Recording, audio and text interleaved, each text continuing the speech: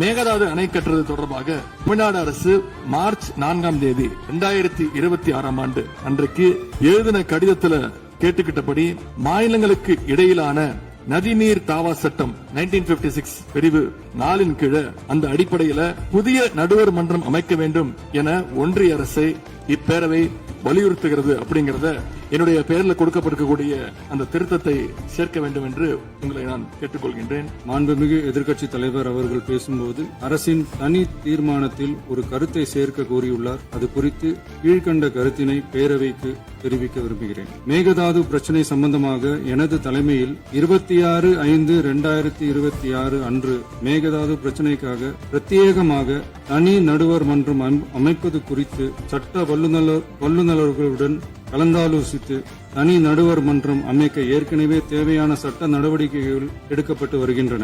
எனவே எதிர்க்கட்சி தலைவரால் அளிக்கப்பட்ட கருத்தினை 4வது பத்திக்கு அடுத்து கூடுதலாக சேர்க்கலாம் என மாண்புமிகு பேரவைத் தலைவர் அவர்களை கேட்டுக்கொள்கிறேன். கர்நாடகா மேகதாது அணை கட்டுவதை தடுக்க சட்ட ரீதியாகவும் பிரதமர் மூலமாகவும் இந்த அரசு எடுக்கின்ற அனைத்து முயற்சிகளுக்கும் திராவிட முன்னேற்ற கழகம் நிச்சயமாக துணை நிற்கும்.